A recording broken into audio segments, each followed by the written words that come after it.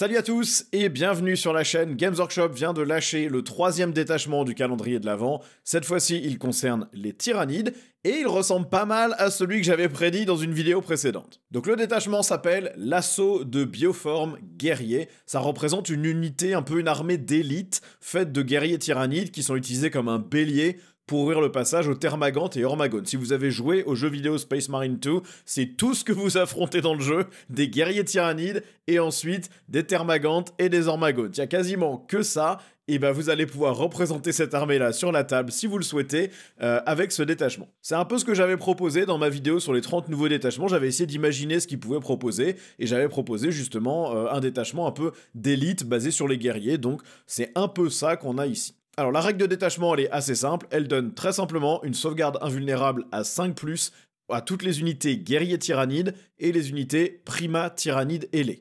Donc les unités de guerrier tyrannide, ils n'avaient pas un mot-clé guerrier tyrannide, il y avait deux mots-clés, un mot-clé guerrier corps à corps, un mot-clé guerrier tir.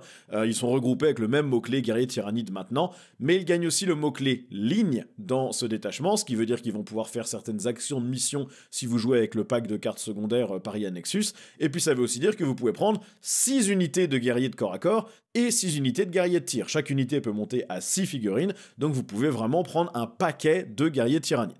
Ces unités passent aussi en objectif contrôle 3, tant qu'ils ne sont pas ébranlés. À première vue, ça paraît pas incroyable comme bonus de détachement par rapport à d'autres, mais ça permet quand même une bien meilleure résistance sur les guerriers, et on va le voir, ça se mélange pas mal avec plusieurs règles que les guerriers ont ou qu'ils peuvent avoir via des stratagèmes et des améliorations. Alors pour ceux qui ne connaissent pas bien l'armée tyrannide, un petit rappel de leurs règles d'armée, ils en ont deux, ils ont l'ombre dans le warp et la règle synapse. L'ombre dans le warp, c'est une règle qui, une fois par bataille, va forcer un test d'ébranlement sur toutes les unités de l'ennemi durant n'importe quelle phase de commandement, la nôtre ou celle du joueur adverse. Ce test se fait à -1 s'il y a un neurotyran sur la table, qui est un personnage qu'on peut jouer, et à -1 si l'unité qui fait ce test d'ébranlement est à 6 pouces d'une unité synapse tyrannide.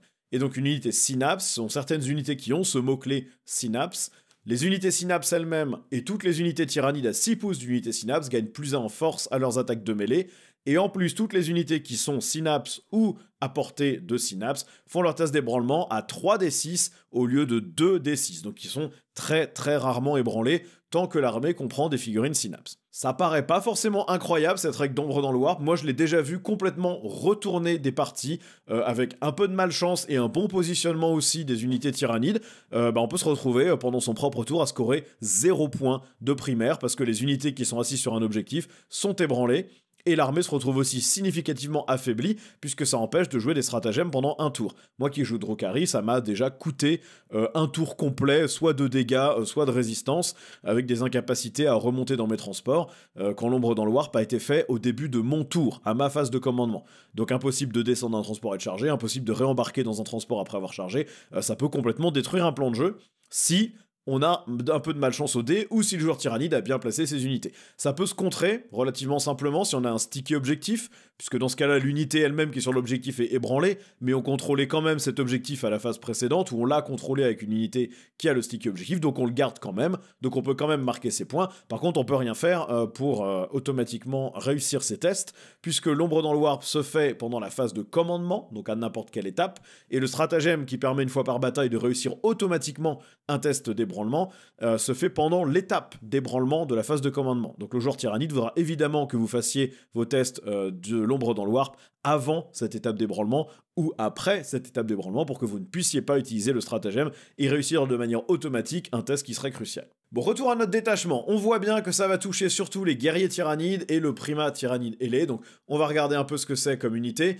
Les guerriers tyrannides, c'est un profil qui est assez simple, 6 de mouvement, endurance 5, sauvegarde à 4, 3 points de vie, commandement à 7, mais le commandement pour les tyrannides n'a pas d'importance puisque l'unité est synapse, donc ils feront leur test à 3d6. Contrôle d'objectif 2. Il y a deux variantes, une variante de corps à corps, une variante de tir. La variante de corps à corps a 6 attaques qui touchent à 3, force 5, PA-2, dégâts 1. En fait, ils seront toujours en force 6 puisqu'ils sont eux-mêmes synapse, donc ils auront toujours +1 en force. Et ils ont la possibilité de relancer les 1 pour toucher, ou relancer les jets de sauvegarde de 1. Ça, c'est ça qu'ils le choisissent eux-mêmes au début de chaque phase de combat. Et on a une variante de tir qui a exactement le même profil, sauf qu'ils tapent évidemment moins bien au corps à corps, avec une attaque de moins et un point de PA en moins. Par contre, ils ont un large choix d'armes qui leur permettent d'avoir des canons venin, qui sont plutôt des armes anti-véhicules légers potentiellement, ou anti-élite, des étrangleurs, qui sont des armes pour vraiment nettoyer de la horde. Les guerriers de tir, eux, ont la règle qui leur permet de tirer et charger après s'être repliés. Donc ça coûte 75 points les 3 pour la variante de corps à corps, 65 points les 3 pour la variante de tir, donc 150 et 130 respectivement pour des unités de 6, et ce sont des unités de 6 maximum. Ils ont été un peu boudés dans cette édition, parce qu'ils sont pas si résistants que ça, 3 points de vie en sauvegarde à 4 sans invulnérable, endurance 5, ça meurt assez vite, même contre des bolters de base, et ils sont capables de faire beaucoup de dégâts, sur de l'infanterie notamment, ou un petit peu sur de l'élite avec les guerriers de tir, mais clairement l'invulnérable à 5+, de ce détachement va leur faire beaucoup de bien, surtout sur les guerriers de corps à corps qui, à la phase de combat, pourraient choisir la relance des 1 en jet de sauvegarde. Ça leur donne une chance sur 6 supplémentaire de réussir leur sauvegarde invulnérable, donc on n'est pas mécontent d'avoir ça comme petit outil. Le Primat Tyrannide, qui est l'autre unité qui va bénéficier de cet invulnérable à 5, c'est plus ou moins un profil de guerrier tyrannide, sauf qu'il a des ailes, donc s'il est tout seul, il peut voler, il peut mener des guerriers tyrannides, et il a 6 points de vie, et il n'est que corps à corps, pas de tir. Il donne touche soutenue à l'unité qu'il mène, que ça soit une unité de tir ou de corps à corps, donc il est intéressant sur les deux profils. Lui-même ne fait que taper au corps à corps, donc il rajoute un bon boost de dégâts pour une unité de guerrier, mais il n'est pas inintéressant non plus pour mener une unité de guerrier de tir, même si on le verra, avec les améliorations, il y a un leader qui va être meilleur que le Prime, que le Primat Tyrannide, pour mener des guerriers de tir. Ce personnage n'est pas unique, donc on peut en prendre jusqu'à 3, il ne coûte que 65 points, donc il faut faire un arbitrage entre 3 guerriers tyrannides de tir ou un leader pour mener une unité de guerriers tyrannides. Il peut prendre des améliorations, et on va le voir, elles sont excellentes dans ce détachement. L'invulnérable à 5 va l'aider beaucoup, et il a une petite règle un peu anecdotique qui fait que s'il a été tué en mêlée sur 4+, il peut quand même taper, donc en fonction de ceux qu'il a tués, il peut faire un peu de dégâts. Alors, on va passer au stratagème. D'abord, on a amplification synaptique. Ça se joue à la phase de tir du guerrier tyrannide ou à la phase de combat, n'importe laquelle. On cible une unité tyrannide, n'importe laquelle, et cette unité ciblée peut relancer les jets de blessure de 1. Si par contre, on a ciblé une unité de guerrier, elle va aussi relancer les 1 pour toucher.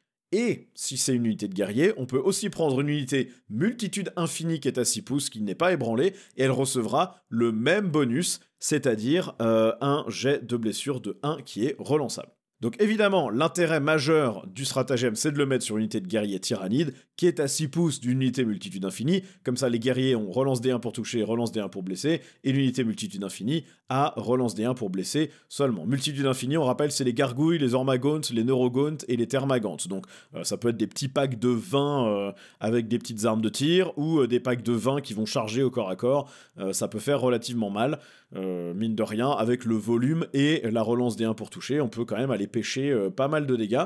Alors sachant que les guerriers de corps à corps ont déjà la capacité de relancer les 1 pour toucher en phase de combat, mais dans ce cas-là, ils peuvent pas avoir la relance des 1 en sauvegarde, donc potentiellement avec ce stratagème, on leur donne et la relance des 1 pour toucher, ils gagnent en plus la relance des 1 pour blesser, et ils pourraient quand même relancer leur sauvegarde de 1 grâce à leur capacité native. Ou alors les guerriers de tir, tout simplement, on peut leur donner relance des touches de 1, relance des blessures de 1. Les guerriers de tir, par défaut, touchent à 4+, donc avoir accès à cette petite relance ne leur fait pas de mal. Deuxième stratagème, micro-nodule synaptique. Alors ça se joue à notre phase de mouvement en tant que joueur tyrannide. Ça ne peut cibler qu'une unité guerrier tyrannide, donc tir ou corps à corps.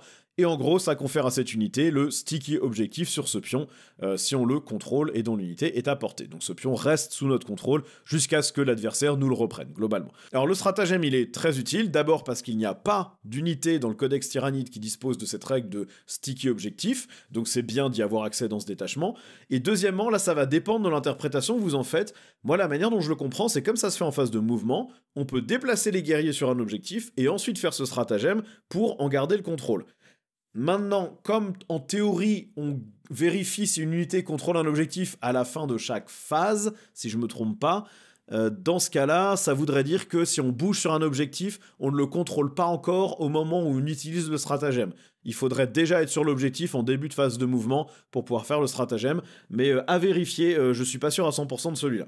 Dans tous les cas, même si ça ne se fait que sur un objectif qu'on contrôlait déjà en tout début de tour, ça permet de libérer des unités de guerriers qui sont, je rappelle, OC3 dans ce détachement. Donc avec 3 guerriers, on a déjà 9 d'OC, avec 6 guerriers potentiellement, on en a 18. Si on arrive à tous les mettre sur l'objectif, ce sont quand même des gros socles. Donc ça permet de libérer ces unités pour les envoyer au combat et pas garder ces unités chères en gardien de but.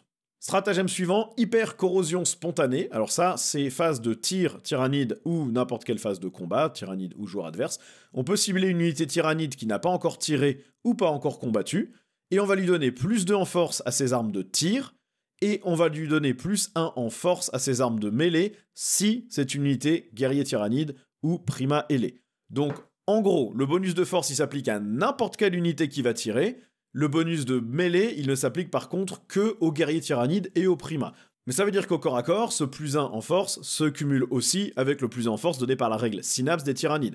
Donc ça veut dire que au corps à corps par exemple, on a des guerriers qui passent force 7, PA-2, dégâts 1, pour 6 attaques chacun je crois, ce qui est vraiment violent.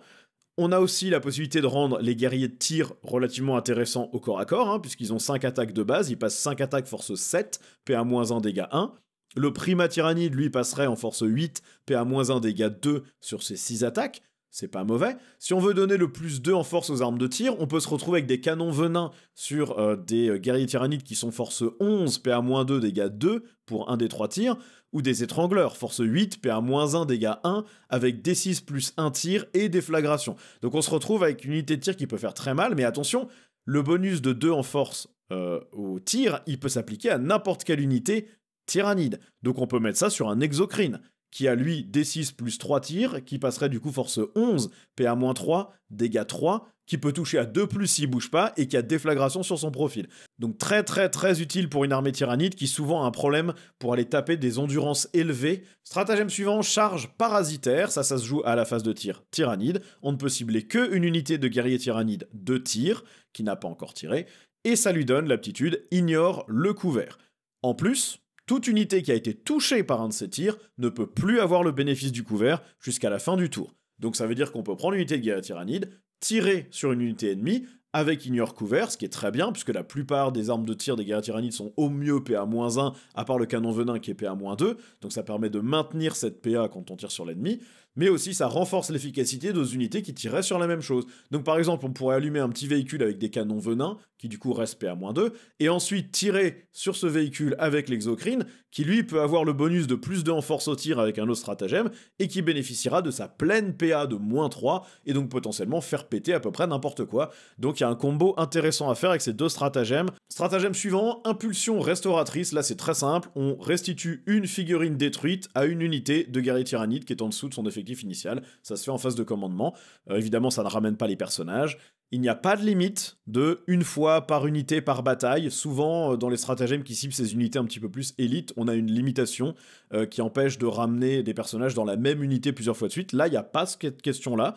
Donc, on peut ramener à chaque tour 21 ou 25 points d'armée contre un point de commandement. C'est pas forcément un échange incroyable, 25 points pour un PC, c'est un peu cher payé, mais ça a quelques cas d'usage très utiles. Typiquement, comme les guerriers tyrannides sont OC3 dans ce détachement, on peut remettre plus 3 d'OC sur un objectif et donc en reprendre le contrôle rapidement à la phase de commandement et donc de contrôler l'objectif au début de notre phase. Mais aussi, les guerriers tyrannides sont sur des socles de 50 mm, ça fait 2 pouces. Donc avec la portée de cohésion, on peut facilement grappiller 2-3 pouces avant même de bouger et donc se rapprocher d'une unité pour pouvoir la charger. Donc c'est pas du tout inutile, on se fait tirer dessus, on retire les pertes à l'arrière et à notre phase de commandement, on ramène un guerrier tyrannide à l'avant et ça nous fait grappiller un peu de distance de mouvement et de charge. Donc toujours très utile à avoir en stock. Et puis le dernier stratagème, bouclier synaptique, là c'est un stratagème de réaction quand on tire sur une unité tyrannide, quand l'adversaire tire sur une unité tyrannide, une unité de guerrier peut être choisie, et ça lui donne -1 pour être blessé si la force de l'attaque est supérieure à l'endurance des guerriers, et en plus on peut cibler une unité multitude infinie, donc Ormagone, Thermagante, Gargouille et Neurogone, qui est à 6 pouces, et ils bénéficieront du même bonus pour éventuellement des tirs futurs sur eux. Donc c'est un stratagème défensif qui est Très utile contre tout un tas de profils d'armes, hein. Les guerriers tyrannides c'est endurance 5, donc des lance-flammes lourds de tank par exemple qui seraient force 6, du plasma, des fuseurs, il y a pas mal d'armes hein, qui sont force 6 et plus, donc avoir -1 pour être blessé là-dessus et repasser en blessure à 4+, c'est toujours bon à prendre, et puis combiné avec l'invulnérable à 5+, on peut rendre l'unité bien plus résistante. Et si en plus on peut rendre une unité de Gaunt un petit peu plus costaud, c'est pas plus mal, puisqu'ils sont souvent blessés sur 3+, hein, ils sont endurance 3, donc c'est pas rare qu'on les blesse sur 3+, ou 2+, donc là, passer sur des blessures à 4+, sur des unités qui peuvent avoir 20 figurines, soudainement, ça les rend beaucoup moins vulnérables aussi. Alors maintenant, les améliorations qu'on peut poser, là c'est là qu'on va voir toute la puissance de ce détachement pour le coup. On a d'abord Tyran Synaptique à 10 points, ça se met uniquement sur une figurine de Neurotyran dont on n'a pas vraiment parlé parce que à la base il ne semble pas synergiser tant que ça avec le détachement.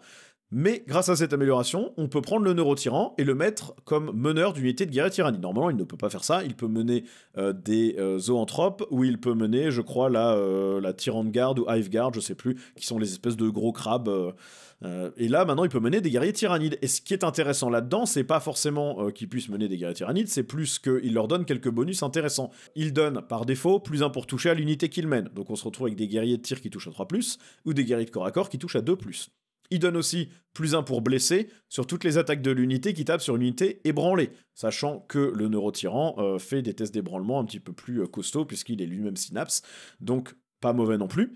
Il a lui-même une arme de tir qui est un des meilleurs lance-flammes du jeu, c'est un lance-flamme qui tire à 18 pouces, 2d6 tirs, force 5, PA-1, dégâts 2, c'est une arme psychique qui n'est pas à risque, c'est une peste à tuer, il est endurant, il est costaud, et en plus il est monstre, donc si on le met dans une unité de guerriers tyrannides de tir, les guerriers tyrannides vont pouvoir aussi utiliser la règle, le paradis des gros calibres, et tirer dans l'unité qui est engagée avec eux au corps à corps.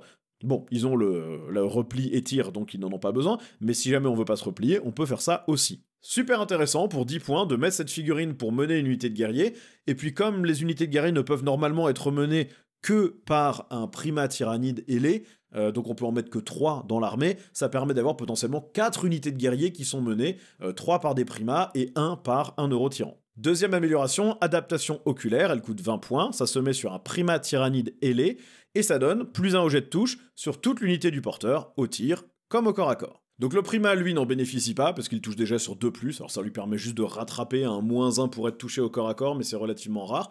Par contre, ça peut permettre de passer des guerriers de corps à corps en touche à 2+, au lieu de 3+, ce qui est très très bon, ou passer des guerriers de tir en touche à 3+, au lieu de 4+, ou, puisque le primat peut aussi mener des gargouilles, passer des gargouilles en touche à 3+ au tir, même si je pense que c'est pas là qu'on a envie d'investir nos points. Amélioration suivante, l'assimilation sensorielle, ça coûte 20 points, ça se met aussi sur un primat seulement, et ça confère -1 pour être touché sur toutes les attaques qui ciblent cette unité, tir ou corps à corps. Donc ça c'est très efficace, soit pour rendre une unité de guerrier tir plus résistante, mais dans ce cas-là il ne toucherait que sur 4+, puisqu'on n'aura pas mis l'amélioration qui permet de +1 pour toucher, soit on le met sur un primat qui mène une unité de guerrier de corps à corps, qui du coup deviennent vachement plus costauds.